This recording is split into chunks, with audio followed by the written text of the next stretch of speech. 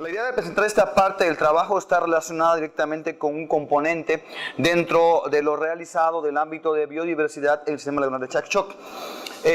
Un elemento que ha sido muy evidente a lo largo del tiempo de estudio que en este sistema lagunar es precisamente el efecto que tiene un concepto en hidrología conocido como pulso de inundación, ¿sí?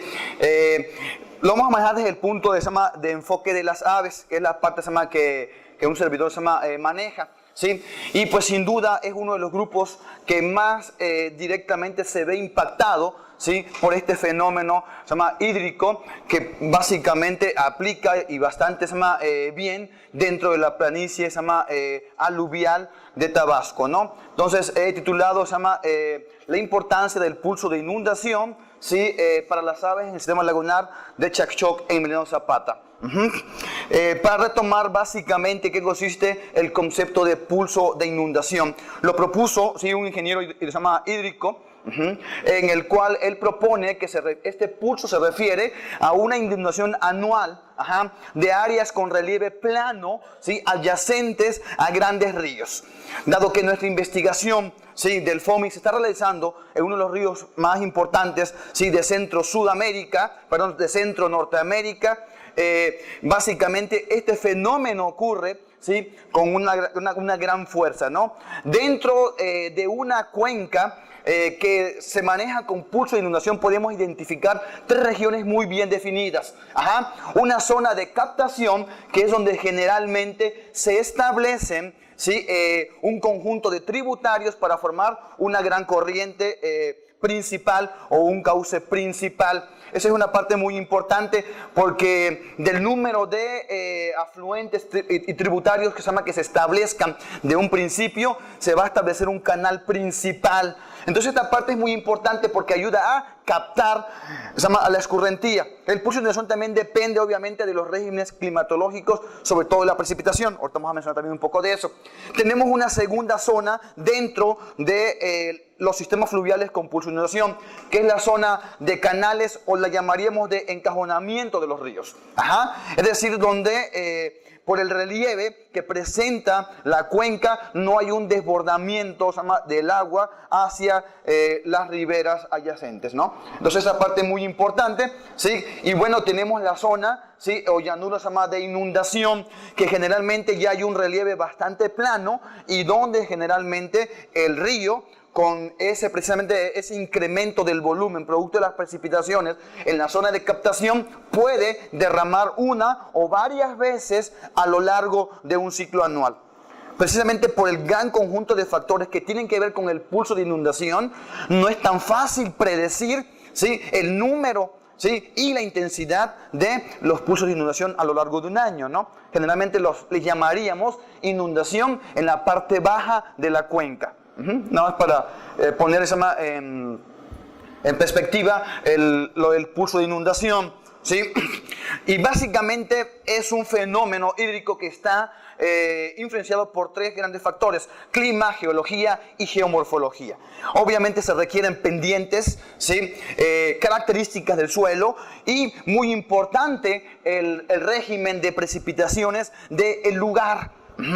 Obviamente eso tiene que ver con el volumen del caudal a lo largo del año, y obviamente se pueden establecer una serie de estaciones climáticas que varían de acuerdo a la cantidad de precipitación.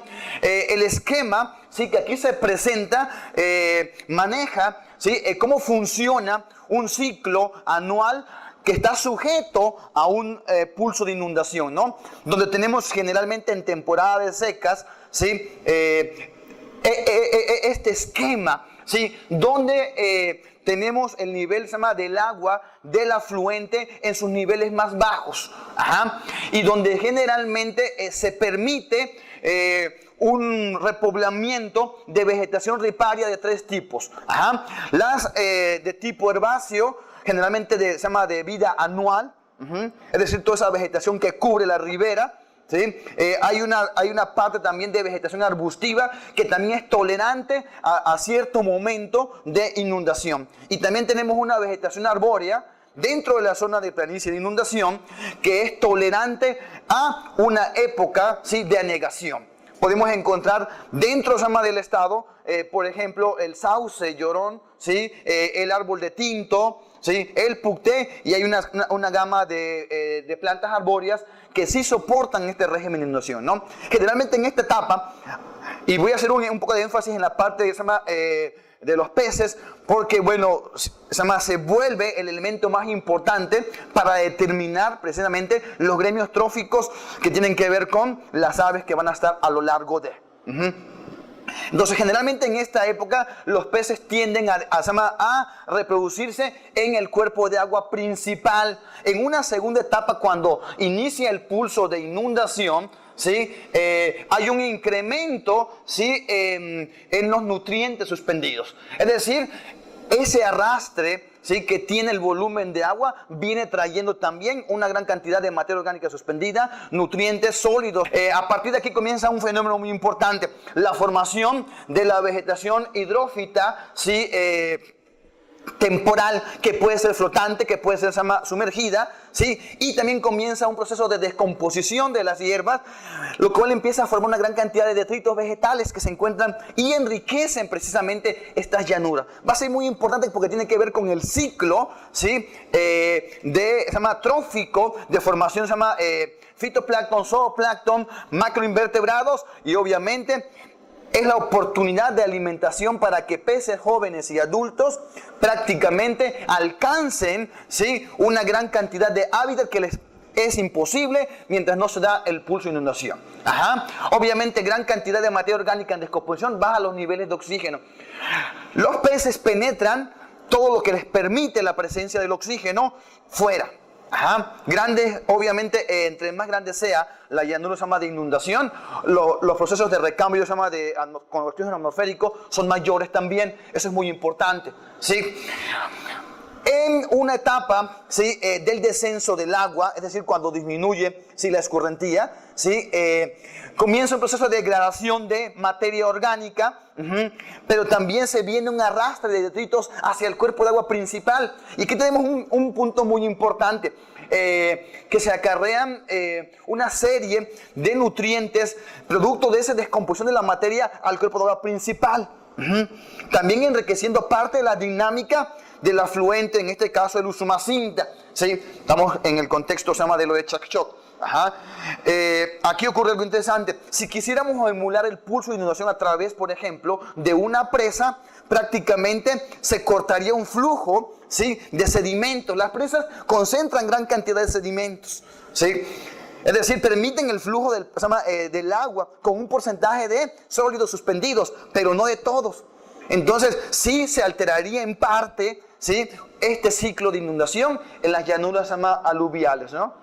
Para considerar cómo funciona el ciclo, ¿sí? Y cómo se dispersan los peces y cómo eso desata toda una dinámica alrededor. Dentro de esto hay que tener el contexto de la fisiografía tabasqueña. La planicie tabasqueña, ¿sí? Conocida también como llanuras costeras del Golfo, ¿sí? Es una provincia fisiográfica dentro del sureste mexicano, de la cual forma parte una porción de Chiapas. Inclusive se conoce como llanuras costeras, ¿sí? Del Golfo, que comprende una parte de Catazajá, una parte de Palenque, una parte de La Libertad, ¿sí? Manejo este contexto porque la cuenca, ¿sí? Y la llanura de inundación que es afectada por el pulso, por el Usumacinta, comprende una región tanto de Chiapas, toda la planicie tabasqueña y una parte, ¿sí? De Campeche. Y ahorita vamos a mencionar también parte de eso. Bueno, entonces esa es una definición fisiográfica de los cuadernos de geología de la Universidad Autónoma de Chapingo, donde mencionan precisamente cómo se ha ido formando esa llanura aluvial, ¿no? Es decir, mediante sedimentación a través del tiempo, ¿no? El pulso de inundación, ¿sí? Y bueno, su efecto en estas llanuras. Ajá. Básicamente, aquí también quiero comentar algo. Las llanuras de inundación están consideradas como uno de los 7 humedales más importantes, sí, por la convención se llama Ramsar y bueno, también por la IUCN, ¿no? Dado que forman parte de los humedales más biodiversos, ajá, precisamente por ese recambio espacio-temporal que tienen de permanencia o no de agua, ¿no? Y bueno, está relacionado con los grandes ríos del mundo. La clave que se da es la RPA, ¿sí? Río Planicie Aluvial. Y bueno, ¿qué es lo que le mete la principal dinámica, ¿sí? A este tipo de humedal? Sí, en los ecosistemas costeros muchas veces es la dinámica de las mareas, ¿sí? Y en otros tipos de ambientes funcionan desde el aspecto antropogénico, ¿sí? Desde, por ejemplo, los volúmenes de evaporación, etcétera. Dentro de la llanura de inundación, el pulso de inundación es el factor principal que determina, ¿sí?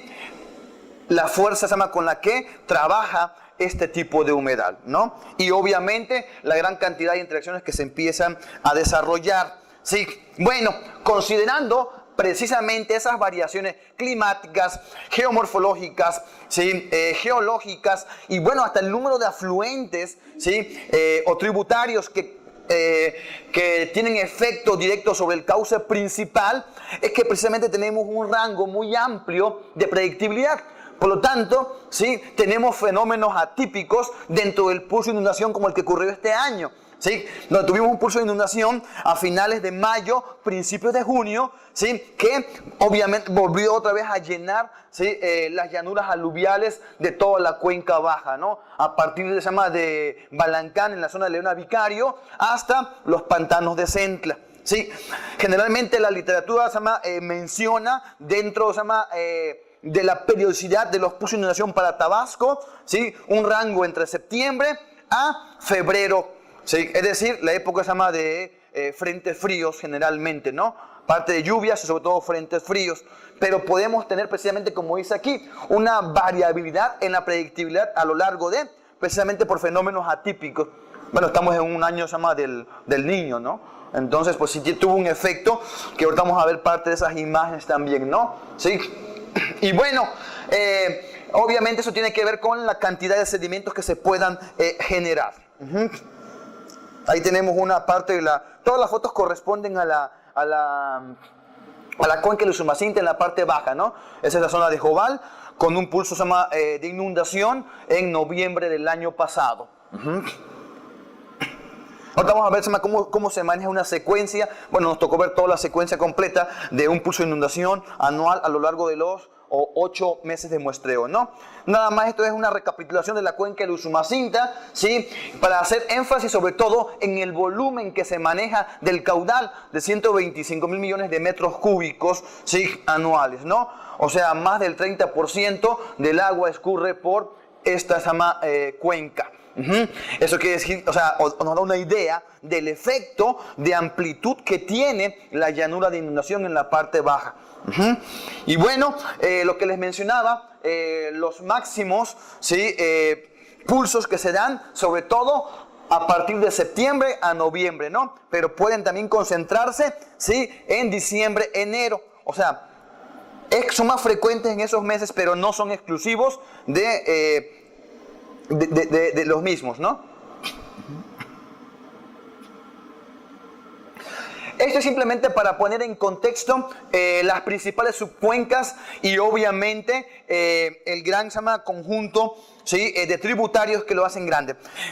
Llama la atención aquí el hecho de mencionar a partir del gran Usumacinta, es decir, donde la mayoría de los tributarios ya aportó, ¿sí? Al crecimiento, ¿sí? Del afluente principal. Sí, esto ocurre más o menos en la zona donde se da la confluencia con el río Lacantún, que ya hace el gran cuerpo de agua del Usumacinta. Prácticamente en toda esa región, ¿sí? Marqués de Comilla, Beneméritos, ¿sí? Yaxchilán, pues el río va ligeramente encajonado. Y llama la atención a partir de la división que se hace del gran Usumacinta en la zona de Boca del Cerro, ¿sí? A la planicie, ¿no? para la otra subregión conocida como sistema lagunar, ¿sí? De los pantanos de Centla. Aunque una buena parte, es importante decirlo, no está dentro de los pantanos de Centla. De hecho, más de la mitad de la llanura de inundación de la cuenca baja no está dentro de los pantanos, ¿no? Ahí encontramos el sistema lagunar, por ejemplo, de Catazajá, ¿sí? Una parte de Jonuta, ¿sí? La zona se llama... de Boca de Chacamás, que comprende La Libertad, ¿sí? Y Emiliano Zapata, Chacchoc, y obviamente también los de Balancán, ¿no? Bueno, esa es parte de las referencias de los que se obtuvo parte de la información. Esto es más para poner el contexto y hacer un poco de énfasis en estas regiones, ¿sí? Donde el río, ¿sí? Muestra una gran cantidad de cuerpos de agua adyacentes. Ajá. Podríamos pensar que son lagunas que se encuentran tal vez incomunicadas del río. No, prácticamente dependen, ¿sí? De ese recambio que aporta el pulso de manera periódica varias veces al año. Y tiene que ver con con la expansión o con la reducción del tamaño de la misma. Bueno, pongo esta imagen porque a partir del puente de Boca del Cerro podemos tener esa gran división. Siempre esa división de baja, media, alta, pues puede estar un tanto relativa con respecto a la forma en la cual se puede considerar. Uno de los factores fundamentales que puedan ser considerados para la división tiene que ver con la diferencia, ¿sí? Del relieve, ¿sí? Para obviamente generar, en este caso, ¿sí? La escurrentía, ¿no? Y generalmente a partir de Boca del Cerro, donde termina la última estribación de la sierra del Petén, ¿sí? y parte de la sierra norte de Chiapas, bueno, es que tenemos esta formación, ¿no? ¿Sí? Es decir, el encajonamiento termina en este punto exacto y aquí exactamente comienza. Son ambas fotos tomadas hacia diferentes lados en un mismo punto, ¿no? ¿Sí? Entonces podemos identificar básicamente cómo se empieza a formar ya la llanura aluvial. Hay algunas ligeras elevaciones, ¿sí? Entonces en realidad la pendiente ya es muy escasa. Dentro de esto, ¿sí? Quería mencionar también los sistemas que se empiezan a formar, ¿sí? Consideré para el título la parte del Leona Vicario, ¿sí? Que es este sistema lagunar, no completamente expandido porque obviamente cuando se da el pulso prácticamente se unifican todas las lagunas, ¿no? ¿Sí? Laguna, en ese caso por ahí está la Colorada, el Gaitán, ¿sí? Vicario, que es la más grande, y un subconjunto de lagunas, ¿sí? Periféricas que al final de cuentas hacen un solo sistema, ¿sí? Que es el de Leona Vicario. Toda esta zona también es importante resaltar, es una zona de aprovechamiento agrícola, pero que es donde se cultiva el sorgo. Pero cuando se da el pulso de inundación toda queda completamente inundada, es lo que mencionaba. Prácticamente toda esta región se vuelve una sola. Es una de las partes donde el pulso de inundación ocurre de manera más fuerte, ¿no? Para ver cómo es realmente, ese es el cuerpo principal de Leona Vicario, ¿sí? Cuando el pulso de inundación está altamente elevado, ¿sí? Y cuando se encuentra en su mínimo, ¿no? ¿Sí? Se exponen obviamente una gran cantidad. Ahora vamos a ver, porque eso expone, ¿sí? Superficies con diferente profundidad que es aprovechado por diferentes gremios, ¿sí? Alimenticios, ¿no? Entonces esa es la misma en Leona Vicario, a raíz de por ahí de algún proyectito en el 2009, se llama de monitoreo por ahí, ¿no? 2008, 2009. Boca de Chacamax. Sí, Chacamax se vuelve uno de los tributarios, sí, que se originan en las montañas de Palenque, sí, límites con Salto de Agua, y su salida a la zona de el Usumacinta. Pero esa misma entrada, esa misma salida es la que, cuando aumenta el pulso de inundación, es la que mete agua a toda esta región, sí. Es una de las regiones igual más amplias que se inundan dentro de la cuenca, ¿sí? Dentro de eso se forman los humedales de La Libertad, ya es un ANP de carácter estatal, ¿sí? Dentro de Chiapas, y obviamente pues una parte le corresponde también a Tabasco, es decir, del margen de la carretera, yendo la parte derecha, funciona toda esta zona como pulso de inundación, ¿sí? Es una zona que, como ven, también tiene aprovechamiento agrícola ganadero, precisamente por la gran cantidad de sedimentos y nutrientes que quedan. Bueno, el Chakchok es la parte del sistema que más conocemos, ¿sí? Bueno, en realidad Chakchok es el cuerpo de agua principal, pero pues está Sehá, ¿sí? Está el Gaitán, ajá, y hay otras lagunas pequeñas cuyos nombres no recuerdo. ¿Cómo funciona Chakchok? ¿Sí? Básicamente tiene que ver con dos canales que permiten la entrada y salida del agua durante el pulso de inundación.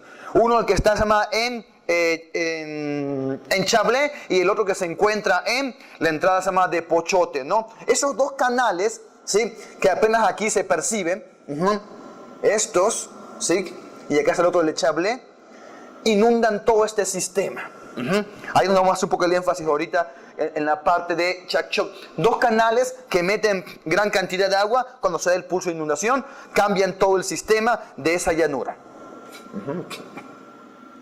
Parte del sistema y bueno, parte de los registros. El otro sistema importante y uno de los más grandes es el de lagunas de Catazajá. Comprende una parte todavía de Jonuta, ¿sí? Y bueno, y la mayor parte está dentro de lagunas de Catazajá, que básicamente es el cuerpo principal y todas las lagunas periféricas. Vean, por ejemplo, bueno, aquí hay una modificación porque hay una compuerta que evita que el cuerpo de agua se deseque. Catazajá era un sistema lagunar que quedaba completamente, bueno, quedaba reducido prácticamente casi entre el 10 y el 15%. Con esa compuerta de control por decisión desarrollo económico pesquero, pues desde hace casi 20 años ya no se percibe a cómo era el pulso de inundación, ¿no? Y aquí comento algo rápidamente. La laguna de las Ilusiones también tenía pulso de inundación por la parte de Tierra Colorada, que también tiene una compuerta, ¿sí? Ahí donde había el recambio de entrada y salida de manatís, de peces, etc. O sea, Villahermosa está dentro de una parte, está dentro de una llanura de inundación que está sujeta a pulsos, en este caso del Grijalba, ¿no? Obviamente ha sido modificada por desarrollo humano, ¿no? Toda la zona de Gaviota, la parte de Indeco estaba dentro del pulso de inundación y bueno, por eso explica el por qué tenemos manatís dentro de las lagunas de Ilusiones encerrados, ¿no? Cuando ellos están limitados por la parte terrestre. Nada más para comentar eso, pues aquí también hay un medio manejo aquí, ¿no? ¿Sí? Y bueno, parte de una de las partes de llanuras de inundación de la zona de Catazajá, pero por la parte de Loma Bonita, o parte del camino que va hacia la zona de Jonuta, ¿sí? Vemos la importancia de ese pulso, ¿no? Y obviamente los humedales de Centla, que al final de cuentas es la parte más baja y la que tiene que ver con la desembocadura y donde pues se identifica el mayor, ¿sí? Efecto que tiene el pulso, porque el relieve ya se llama mínimo. Entonces prácticamente la mayor parte de eso tiene que ver con vegetación hidrófita y precisamente con el incremento de estos niveles. Una de pantanos de Centla por ahí cerca de Arroyo Polo. ¿Qué hay con las aves? ¿Sí? Las bases de datos de Conavio, ¿sí? Que tienen que ver con los proyectos, los informes técnicos que se han realizado en la zona, en la parte baja, ¿sí? Con su base de datos de aves, Naturalis y algunos otros registros, tienen como 6.071 registros para la cuenca del Usumacinta de aves acuáticas. O sea, habrá otros registros de aves terrestres, pero estamos considerando los de aves acuáticas nada más. Corrigiendo sinonimias, nombres, etc. Tenemos una lista de 95 especies de aves acuáticas, ¿sí? Desde la desembocadura de pantanos de Centla hasta, ¿sí? Chiapas. De lo que hay para Conavio para septiembre 2014. Dentro de los gremios, de esas 95 especies que reporta Conavio, ¿sí? Se identifican 4 grandes gremios. El ictiófago, ¿sí? El de invertebrados acuáticos, ¿sí? El detritívoro y obviamente considerar que estos gremios pueden ser complementarios. Dado que no tenemos a una especie, a un grupo que sea 100%, ¿sí? Asignado a uno, por ejemplo, ictiófago. Generalmente también se da la parte oportunista, pero bueno, está considerado con aquello que constituye el 90% de su dieta, como lo muestra la literatura, ¿sí? Dentro de esto, y esto ya con las especies que tenemos, ¿cómo se distribuyen las aves acuáticas en las llanuras aluviales y particularmente en Chacchok? Las especies que mencionamos ahí son parte de las registradas, ¿sí?, en el sistema lagunar, ¿sí? Canal, cuerpo principal y zonas adyacentes. Bueno, basando en la clasificación que hace Dugun-Limit para los humedales, ¿sí? Y bueno, también la que se maneja para Rubén Pineda López para la zona se llama de aves acuáticas del centro noreste del país, ¿sí? Tenemos esta repartición de hábitat, ¿sí?, por las especies de acuerdo a la profundidad de la llanura aluvial. Entonces, buena parte de la llanura tiene un promedio de 1 a 3 metros. Salvo algunas regiones muy particulares, no se pasa de esa profundidad. Esto también es importante considerarlo, ¿sí? Obviamente el acceso al recurso ahí se vuelve un poco más difícil para la mayoría de las especies acuáticas. Pero si hay un grupo, ¿sí?, que accede a ese recurso, básicamente son las aves que tienen la capacidad del buceo, las buceadoras. Y tenemos una gran población de cormoranes, por ejemplo, ¿sí? Tenemos, por ejemplo, presencia de varios grupos de pelícanos, tanto pardos como blancos.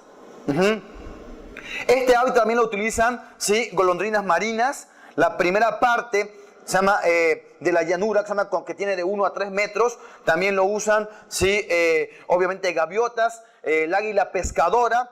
Generalmente tiene que ver con el hecho de acceder a una talla, ¿sí?, de alimento diferente a la que se va a obtener a la orilla. Es decir, también la ictiofauna se reparte el hábitat.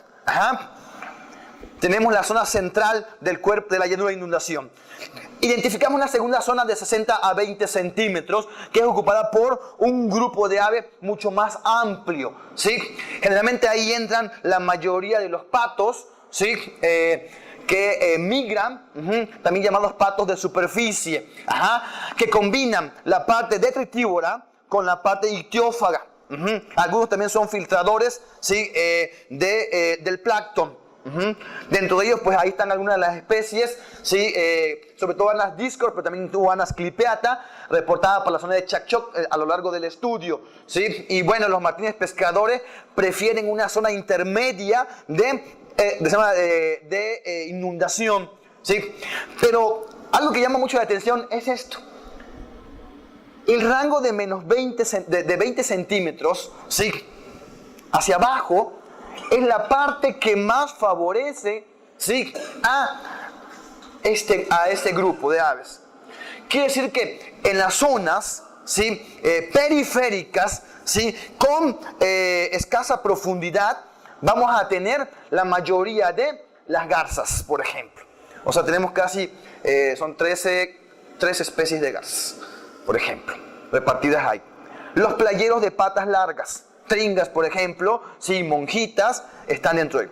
Todos los filtradores, la espátula rosada, los ibis, el blanco, el negro, ¿sí?, la cigüeña americana, el jabirú.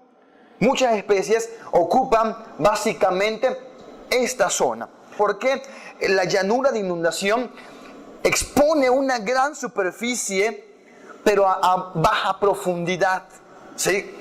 Entonces, amplifica el hábitat de alimentación para muchas especies, ¿sí? Y más que muchos, también son volúmenes de especies. Y tenemos una cuarta, ¿sí?, espaciación, que es la de la orilla. Y vamos a considerar orilla el espacio que tiene la influencia del vaivén del agua, ¿sí?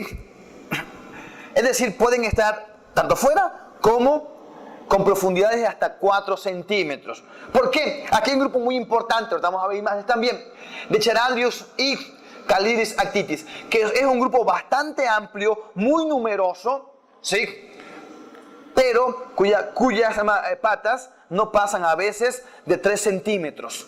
Por lo tanto, sí es importante la repartición del hábitat que otra parte de la cuenca no les aportaría. Y es donde tenemos básicamente a estos grupos, muchas veces por miles, ¿no?, de individuos. Pongo las garzas en ambos porque, bueno, las garzas se mueven básicamente en... Estos no son excluyentes, o sea, se pueden mover, pero básicamente está en relación a el mayor tiempo, ¿sí?, que pasan en cada uno de estas regiones. Pero ¿qué hay dentro de las llanuras aluviales del estado de Tabasco? Y en parte de Chacchoc. Estos son los nombres de los peces, ¿sí? Astyanax, ¿sí? Atractosteotopicus, hay varios cíclidos, varios poecílidos, que los conocemos como sardinas, ¿sí? Mojarritas, topen, etc. Estos son los que se dispersan ampliamente en las llanuras de inundación en Tabasco. Está en base ya a estudios hechos en pantanos de Centla y sobre todo en la parte baja, ¿sí? Y también tenemos un conjunto importante de moluscos y obviamente de crustáceos. Sobre todo se llama el llamado camarón de Popal, que se dispersa fácilmente en la llanura de inundación, y eso es básicamente lo que buscan las aves ahí, ¿no? ¿Sí? Obviamente, bueno, creo no me vas a mentir, los ciclos de vida de los anfibios se ven favorecidos por los ciclos de inundación, ¿no? ¿Sí? Y si tenemos temporadas de negación de varios meses, se puede completar fácilmente un ciclo. Y obviamente, aunque yo puse ahí como ictiófagas, muchas, ¿sí?, aves son carnívoras de anfibios, de reptiles e inclusive de pequeños mamíferos. Y esta zona tiene gran cantidad de anfibios, sobre todo, ¿sí?, de anuros, ranas en gran cantidad, altos volúmenes, ¿no?, que también forman parte de esa parte de la dieta. Esos son algunos de las especies que mencionábamos en la lista anterior, ¿sí? Todas estas imágenes son directamente de la red, ¿sí? Y bueno, observemos básicamente el tamaño, ¿sí?, de estas especies, de la gambusia, de las Astyanax, ¿sí?, que generalmente no pasan más allá de 3 centímetros, 3-4 centímetros, por miles en la llanura dispersándose, gran cantidad de detritos, ¿sí?, vegetales desprendiéndose.